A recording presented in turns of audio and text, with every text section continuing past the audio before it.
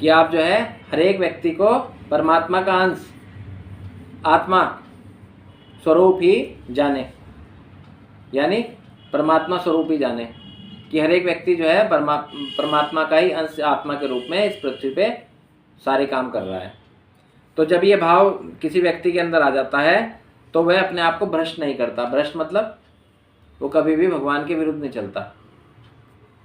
वो भगवान को अपना मालिक मानता है और अपने आप को दास मानता है कि भगवान मैं आपका दास हूँ और आप मेरे मालिक हैं। तो एक दास जो है कभी भी गलत करता है कि अपने मालिक के प्रति ना, वो हमेशा जो है उसकी भलाई में ही काम करता है। तो हम जो है भगवान की भलाई में काम करेंगे तो हमारा कभी भी क्या होगा, पतन नहीं होगा, हम भ्रष्ट नहीं होंगे। और भ्रष्ट ना होने के कारण क्या होगा, हमें अच्छा गंतव्य प्राप्त होगा। हमारा क्या परम गंतव्य क्या मिलेगा, हमें भगवान का नाम मिलेगा। साफ साफ लिखा हुआ है इसमें। ये आज्ञा भगवान ने श्लोक में दे दी कि जो व्यक्ति परमात्मा को सर्वत्र तथा प्रत्येक जीव में समान रूप से वर्तमान देखता है।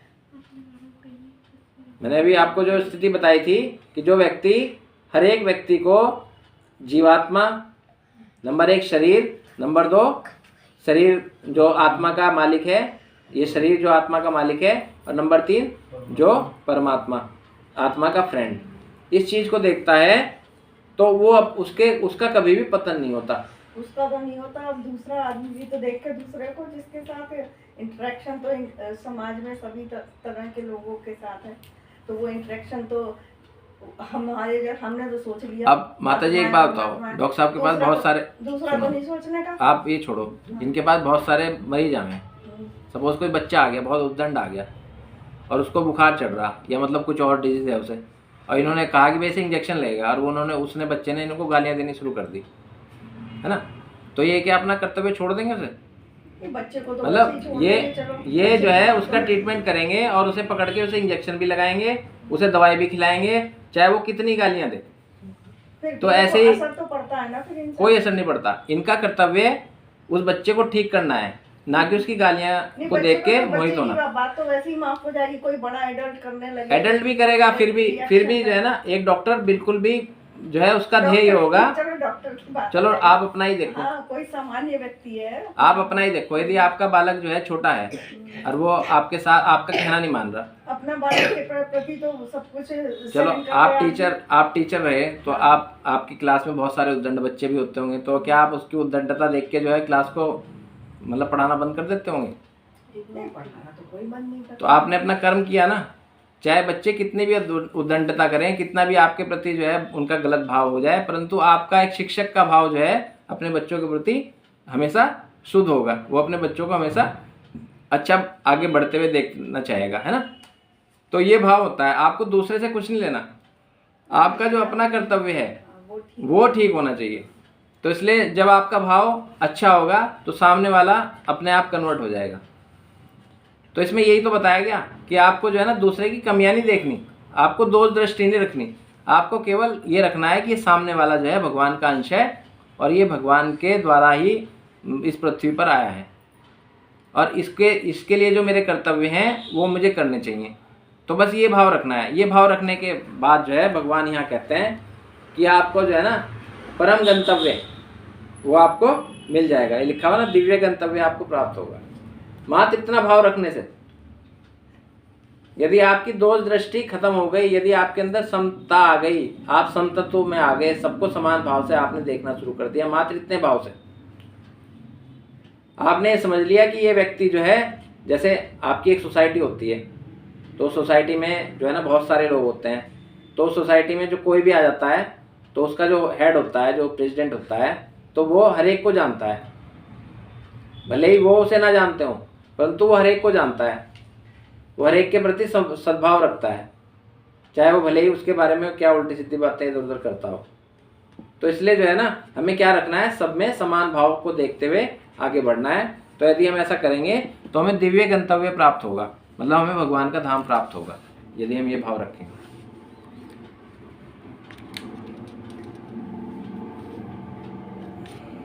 अब इसके बाद 30वां श्लोक,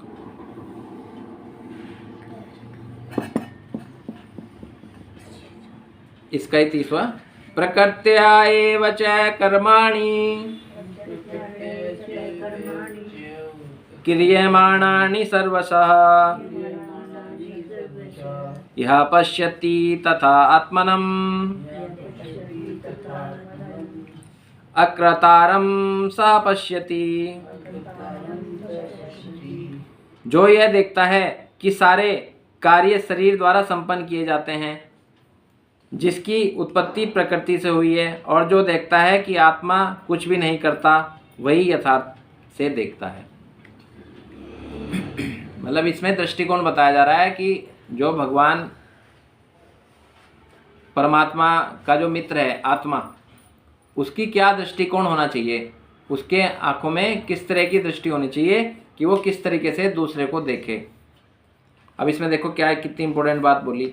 जो यह देखता है कि सारे कार्य शरीर के द्वारा संपन्न किए जाते हैं।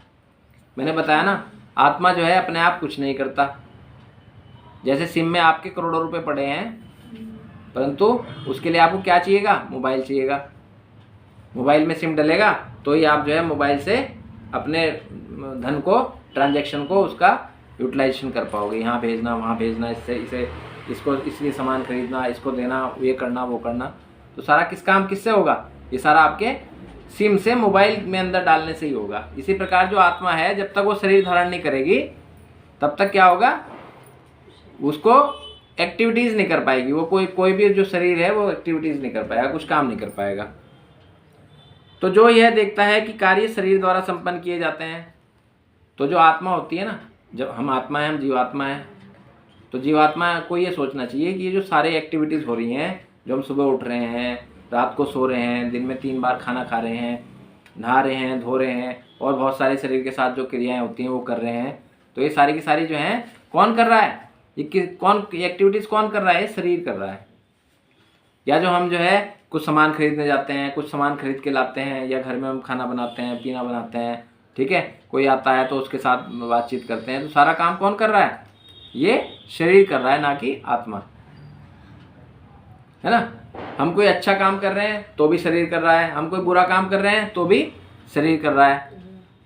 तो ये भाव किसका है, ये भाव जो है, जो यह देखता है, कौन, आत्मा, ये देख रही है कि ये जो कार्य है, ये सारे कार्य शरीर द्वारा संपन्न किए जाते हैं, जिसकी उत्पत्ति प्रकृति से हुई है।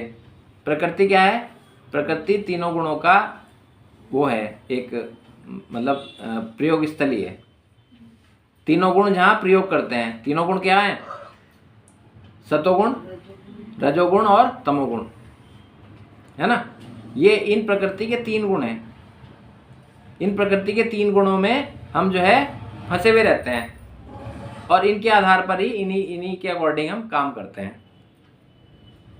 तो ये जो जिसकी उत्पत्ति, जो ये कार्य है, जो शरीर कार्य कर रहा है, आत्मा जिसके अंदर है, वो किसके आधार पे काम कर रहा है, वो प्रकृति के 3 गुणों के कार्य पे आधार पे काम कर रहा है, प्रकृति से हुई है। और जो देखता है कि आत्मा कुछ भी नहीं करता, यही यथार्थ में देखता है। अब इसमें अंदर बताया गया, जो आत्मा है वो कुछ नहीं करती, और हम आत्मा है, तो हमें किसी को सही गलत करने का अधिकार है क्या?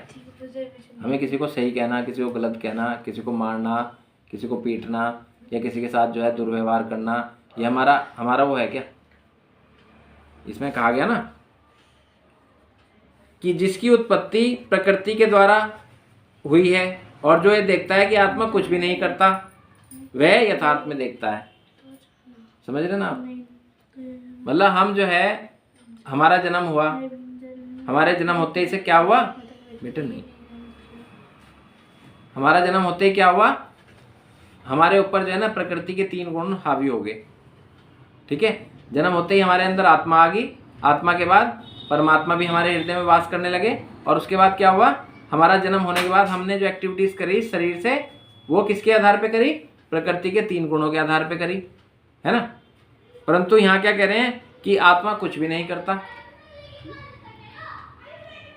तो फिर हमें क्या अधिकार है, जब हम आत्मा हैं, जब हम कुछ करते ही नहीं, तो हमें क्या अधिकार है कि हम किसी की अच्छाई देखें, किसी की बुराई देखें, कुछ किसी के साथ गलत करें, किसी के साथ अच्छा करें? हमें कोई अधिकार नहीं है ना फिर भी हम करते हैं। वो क्यों करते हैं? हम इसलिए करते हैं कि हम प्रकृति के 3 गुणों में फंसे हुए हैं। कभी हम सतोगुण में आ जाते हैं, कभी हम रजोगुण में आ जाते हैं और कभी हम तमोगुण में आ जाते हैं।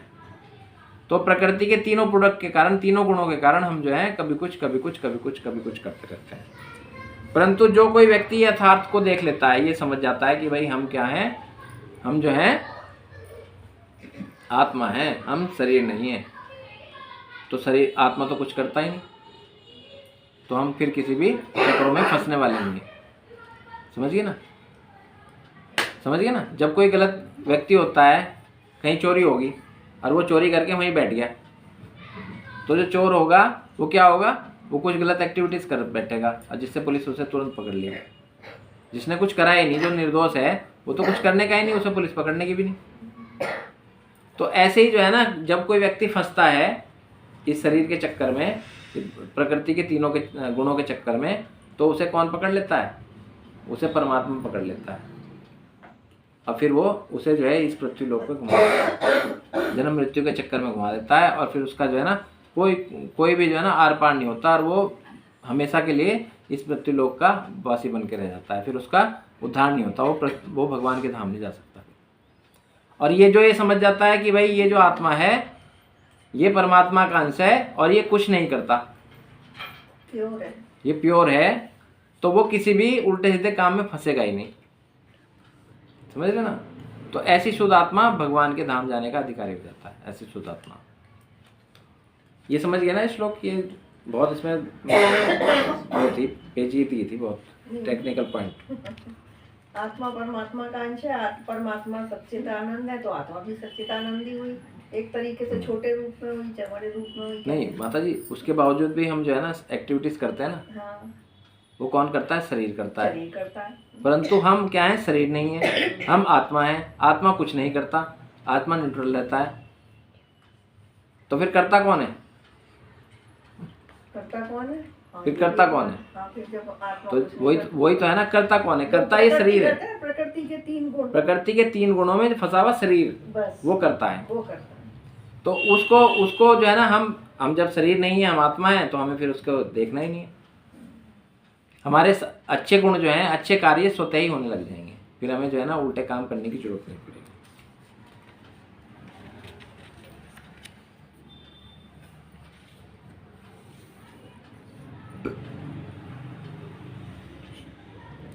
तो इसके कारण क्या होता है, जो जीवात्मा होती है वो अपने अंदर बहुत सारे, जो अपने को कर्ता मान लेता है ना, जो शरीर मान लेता है अपने आप को, तो उसके अंदर बहुत सारे अवगुण आ जाते हैं। अवगुण कौन से हैं, राग, द्वेष, हर्ष, शोक, काम, क्रोध, लोभ, मोह, मद, मत्सर्य, ये विकार हैं, ये गुण हैं, ये अवगुण हैं। ये उस जीवात्मा के अंदर आ जाते हैं जो अपने आप को क्या मानता है, शरीर मानता है, जो अपने को प्रकृति के तीनों गुणों के अंदर एंट्री दे देता है। मात्र मानने से होता है ये। आपने यदि अपने को क्या मान लिया, शरीर मान लिया, तो आप प्रकृति के तीनों गुणों में आ गए, और तीनों गुणों में आके आपके अंदर क्या हो गया, राग द्वेष आ गया, हर्ष रोष आ गया, आपके अंदर काम, लोभ, मोह, मद, मत्सर्य, ये सारे के सारे अवगुण एंट्री कर जाएंगे। और जैसे ही आपने क्या माना कि मैं आत्मा हूँ, शरीर नहीं हूँ, मेरे पे प्रकृति के तीनों गुणों का कोई असर नहीं पड़ता, मैं त्रिगुणातीत हूँ, तो क्या होगा, तुरंत आपके अंदर ये भावना आ जाएगी और आप शुद्ध हो जाओगे, आपके अंदर कोई भी विकार नहीं आएगा। समझ गए। क्योंकि जीवात्मा को क्या कहा गया है कि जीवात्मा के अंदर कोई भी दोष नहीं होता। इसे बोला गया है चेतन अमल सहज सुख राशि।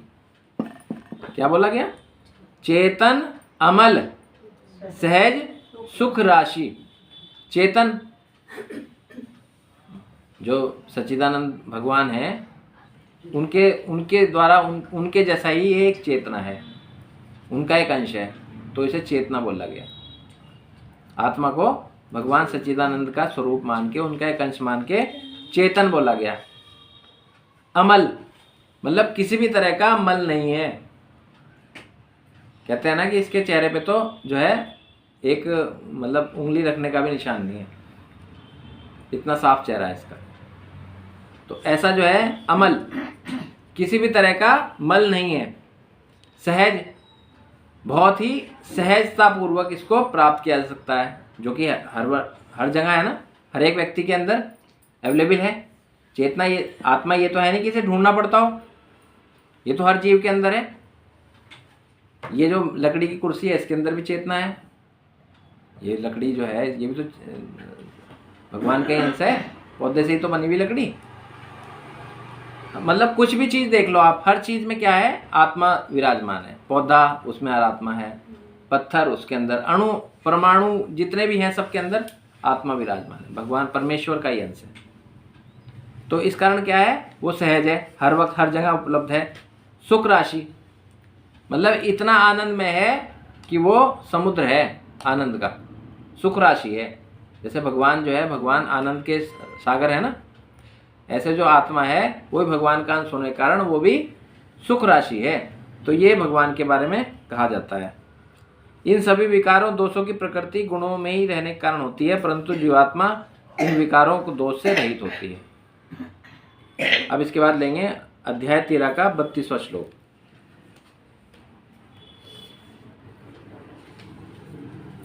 बत्तीसवां श्लोक।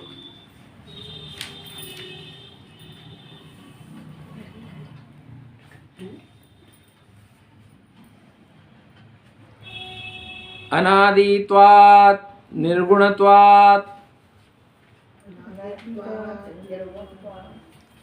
परमात्मा अव्ययम्। अनादित्वात् निर्गुणत्वात् परमात्मा अव्ययम्।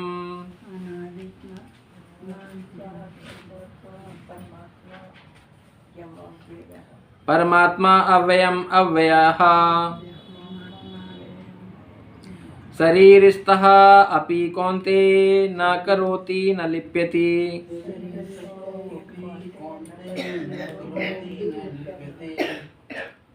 तो इसमें बोल रहे हैं, शाश्वत दृष्टि संपन्न लोग यह देख सकते हैं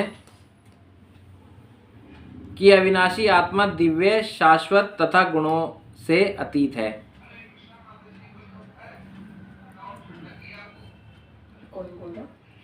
इनका मोबाइल चल रहा है मतलब नीचे तो नहीं यार।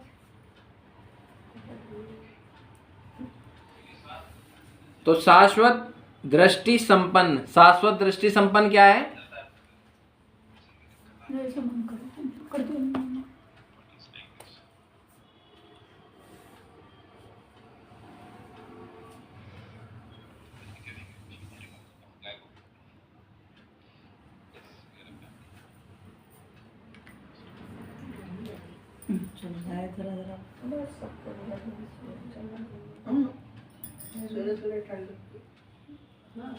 देखिए कभी नहीं आते हैं तो अनिष्ट की आशंका ही होती है।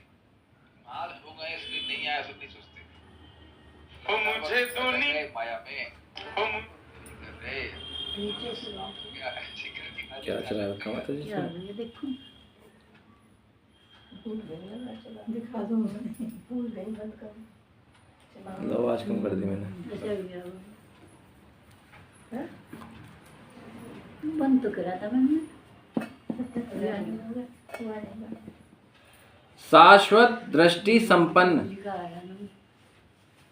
शाश्वत दृष्टि संपन्न, इसका मतलब क्या है? शाश्वत मतलब जो हमेशा रहने वाला है, वो कौन है? परमात्मा को जानने वाले ऐसे व्यक्ति जो परमपिता परमेश्वर भगवान को जानते हैं, उन्हें जो उनकी जो दृष्टि होती है उन्हें बोलते हैं शाश्वत दृष्टि संपन्न लोग। यह देख सकते हैं कि अविनाशी आत्मा दिव्य, शाश्वत तथा गुणों से अतीत है। जो अविनाशी आत्मा है ना, अविनाशी मतलब जिसका नाश नहीं किया जा सकता, वो दिव्य है, शाश्वत है तथा गुणों से अतीत है। गुण कौन से? मैंने बताया ना, सतोगुण, रजोगुण और तमोगुण, इनसे परे है। उन तीनों गुणों का उस दिव्य और शाश्वत आत्मा पे कोई इफेक्ट नहीं पड़ता। हे अर्जुन, भौतिक शरीर के साथ संपर्क होते हुए भी आत्मा न तो कुछ करता है और न ही लिप्त होता है। ये जो पहले श्लोक में बताई गई ना माता जी बात, अभी पहले श्लोक में हम क्या बात कर रहे थे सब कुछ शरीर कि होता है। जो यह देखता है कि आत्मा कुछ नहीं करता, वह यथार्थ में देखता है। मतलब वही बात इसमें बोली जा रही है कि यदि भौतिक शरीर के संपर्क में भी आने के बाद आत्मा जो है वो ना तो कुछ करता है और ना ही किसी चीज़ में लिप्त होता है। ये उस व्यक्ति के गुण बता रहे हैं जो वास्तव में भगवान के धाम जाने का अधिकारी है, क्योंकि वो अपने आप को जीवात्मा मानता है, शरीर नहीं मानता। और शरीर से होने वाले जितने भी गलत काम हैं, जितने भी अकर्तव्य कार्य हैं, उनको वो भूल कर भी नहीं करता। वो मतलब किसी चीज़ में फंसता नहीं, ना तो किसी से राग करता, ना किसी से द्वेष करता, ना किसी के साथ जो है हर्ष करता, ना किसी को देख के उसके अंदर काम उत्पन्न होता, ना क्रोध करता, ना किसी से वो लालच रखता, ना किसी के प्रति उसका मोह होता, ना वो मद करता, ना वो मत्सर्य में रहता। वो ये भाव जो है ना उसके अंदर आते ही नहीं। तो जब ये भाव नहीं आएंगे तो उसे क्या मिलेगा? उसे जो है परम पद की प्राप्ति होगी, भगवान के धाम जाने का वो अधिकारी हो जाएगा। तो बार बार जो है ना भगवान यही बातें जो है बार बार हर श्लोक में अब यही बोलते जा रहे हैं। तो जितने भी हमने श्लोक रिलेटेड लिए उसमें भगवान यही बातें बोल रहे हैं।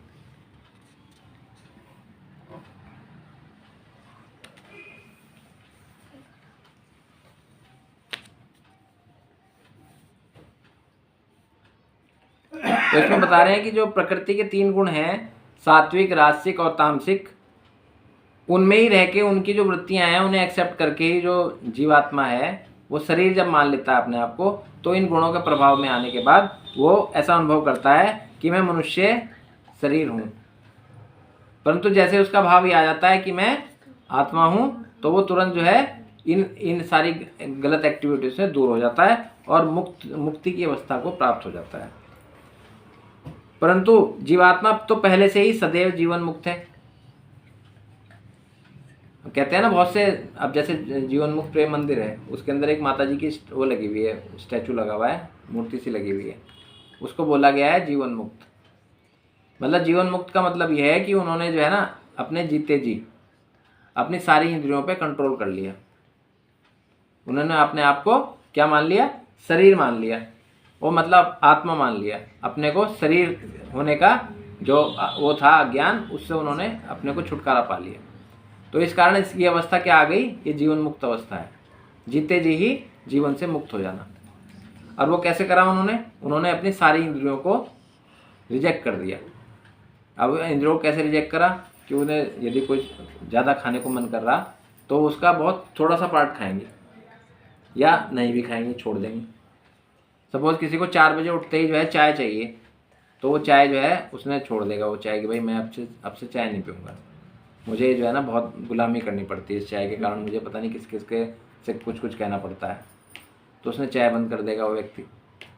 कोई इधर उधर जाने का शौकीन है, वो वहाँ जाना आना बंद कर देगा, कभी मैं तो एक जगह बैठ के भगवान का भजन करूँगा। या किसी को जो है ना टीवी देखने का बहुत शौक है, तो वो कहेगा नहीं अब तो मैं भगवान का नाम के कीर्तन करूँगा, मैं टीवी नहीं देखूँगा। मतलब ऐसे त्याग करने के बाद क्या होता है, जो अपनी इंद्रियों पर कंट्रोल कर लेता है जीते जी, तो वो जीवन मुक्त हो जाता है। वैसे उपाधि देने वाला कौन होता है जीवन मुक्त? ये तो माता जी अपने अंदर से आती है। नहीं, हम तो चलो हम मैं जब आपने ऐसे तो कोई मानेगा नहीं, ऐसे नहीं होता ना माता जी। हाँ। अब आप क्यों, यदि आपको बोध है, आपको आत्मा परमात्मा का ज्ञान है, तो आप क्यों झूठ बोल लोगी? समझ रहे हो? आप क्यों झूठ बोल लोगी? नहीं तो कोई तो मुझे बोलेगा ना कि हाँ आप जीवन मुक्त, आप जीवन मुक्त हैं, तो आपका जो है ना, आपका जो एटीट्यूड है, आपका जो आदर्श है, आपकी जो एक्टिविटीज़ हैं, वही अपने आप ही दर्शा देंगे कि भाई ये महिला जो है ये जीवन मुक्त हो चुकी। लिखा है वहाँ पे जीवन मुक्त मंदिर। हाँ। और जीवन माता जी मतलब उन्होंने उनकी एक्टिविटीज़ में बता रहा ना, उन्होंने क्या करा, वो पाकिस्तान लाहौर से जो है यहाँ पर आई, उनकी वहाँ जो प्रॉपर्टी थी, सोना चांदी था, वो यहाँ लेके आई। यहाँ आते ही जो है ना उन्होंने क्या करा, अपना सारा का सारा जो संपत्ति थी वो मंदिर बना दिया, डोनेट कर दी सारी की सारी। मंदिर वालों को दिया। और फिर जो है उस डोनेट करने के बाद वो लोगों से मांग मांग के उन्होंने बहुत सारा पैसा इकट्ठा करा और उससे मंदिर चलाया। मतलब उन्होंने सारा समाज के लिए अपना जीवन योगदान कर दिया, मंदिर बनाने में, संतों की सेवा करने में, भगवान का प्रचार करने में। उन्होंने ये चीज़ सारी करने के बाद ये चीज़ एक्टिविटीज करी, तो फिर उन्हें अपने आप थोड़ा ना कहने की जरूरत है कि भाई मैं जीवन मुक्त हूँ। फिर तो दुनिया उन्हें कहने लगी कि माता जी आप तो जीवन मुक्त हो, आपने तो अपने जीते जी जो है अपने लिए कुछ रखा ही नहीं, सारा का सारा जो है ना आपने इस संसार को ही दे दिया। तो ऐसा व्यक्ति क्या हो जाता है, जीवन मुक्त हो जाता है। तो जब आप अपना अंदर आत्मबोध हो जाता है ना जब ये चीज़ों का, तो अपने आप फिर अपने लगता है स्वयं ही कि भाई हम जो है जीवन मुक्त हो गए, हमारे ऊपर किसी भी चीज़ों का इफेक्ट नहीं है, हम त्रिगुणातीत हो गए, हमें किसी भी प्रकृति के तीनों गुणों को कोई इफेक्ट नहीं पड़ता, तो हम क्या हैं, जीवन मुक्त हैं। तो ये भाव जो है जीवन मुक्त का तब आता है।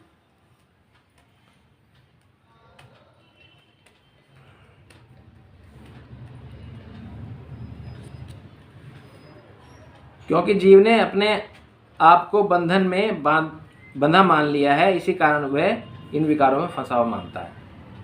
जो व्यक्ति ये सोचता है कि भाई मैं जो है जीवन मुक्त हूँ, तो वो अपने आप को शरीर नहीं मानता, आत्मा मानता है।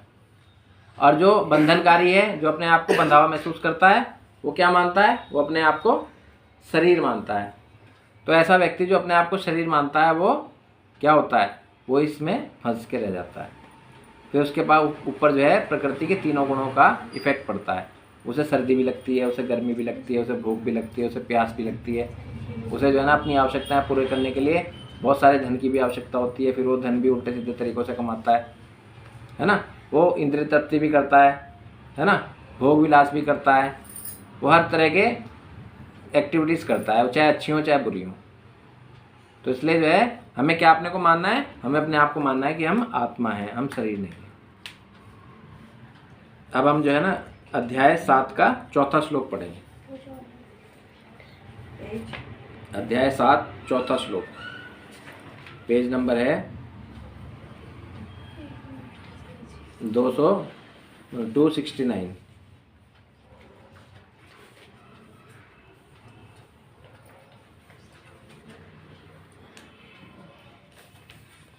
खुल गया सबका?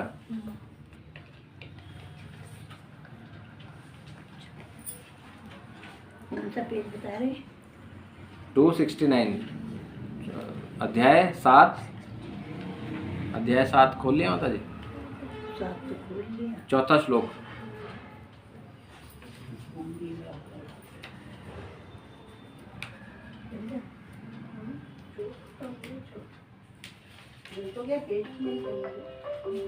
खुल गया माता जी? 4 नंबर श्लोक, चौथा। भूमि आपः नलो वायु खम मना, हाँ बोलिए। भूमि आप नल वायु खम मन बुद्धि वच अहंकार इति इयं मे भिन्ना भिन्ना प्रकृति अष्टधा।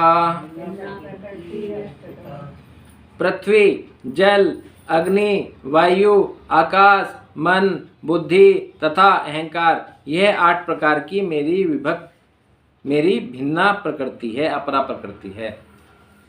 भगवान कह रहे हैं कि ये जो भूमि, पंच तत्व हैं, भूमि, जल, अग्नि, वायु, आकाश और मन, बुद्धि, अहंकार, ये मेरी 8 प्रकार की भिन्ना अपरा प्रकृति है। तो ये भगवान की क्या है, 8 प्रकार की भिन्ना प्रकृति है। अब इसमें जो है ना, इसमें क्या आएगा, इसमें जो है ना ये सारी की सारी आगी चीजें, 8 तरह की चीजें आ गई। हरे कृष्ण हरे कृष्ण।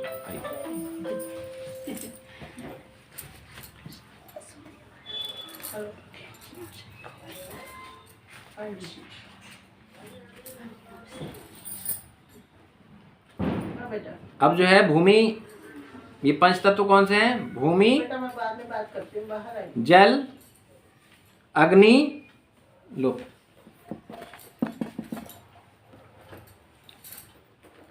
अध्याय 7 का चौथा श्लोक।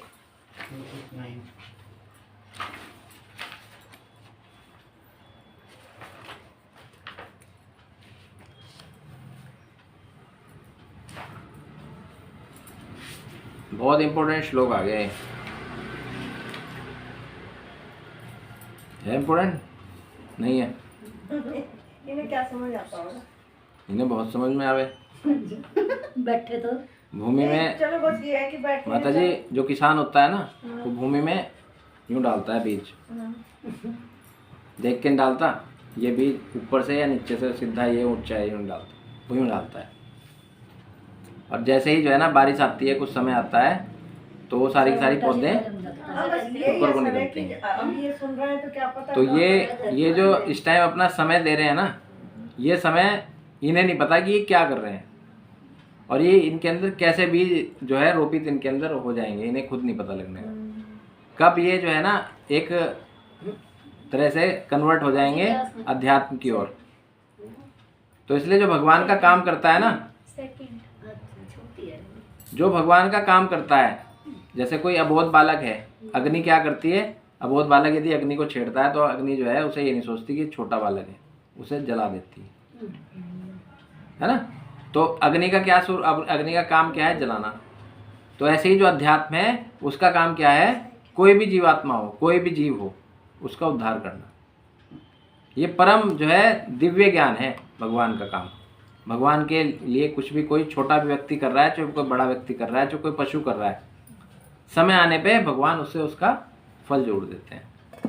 तो ये अपना टाइम खराब नहीं कर रहे माता जी, ये बहुत अद्भुत काम कर रहे हैं, इन्हें पता नहीं है बात। बीज तो पड़ जाएंगे। हाँ, तो ये श्लोक जो है इसमें बोल रहे हैं, भूमि आपः नल वायु क्षमा मना बुद्धि एव च अहंकार इति इयं मे भिन्ना प्रकृति अष्टधा।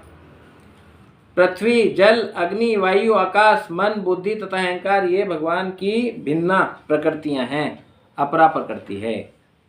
तो अब भगवान जो है इसमें क्या बता रहे हैं, भगवान ये कह रहे हैं कि सृष्टि के लिए भगवान कृष्ण जब श्वास लेते हैं तो 3 तरह के विष्णु की उत्पत्ति होती है। ठीक है, जब भगवान कृष्ण जो है श्वास लेते हैं तो 3 तरह के विष्णु की उत्पत्ति होती है। Number 1 Karanodakshayi Vishnu, number 2 Garbhodakshayi Vishnu, number 3 Kshirodakshayi Vishnu. तो ये जो कर्णोदक्ष विष्णु है, कर्णोदक्षाई विष्णु है, ये कर्णोदक्षाई विष्णु कर्णोदक्ष सागर में रहते हैं और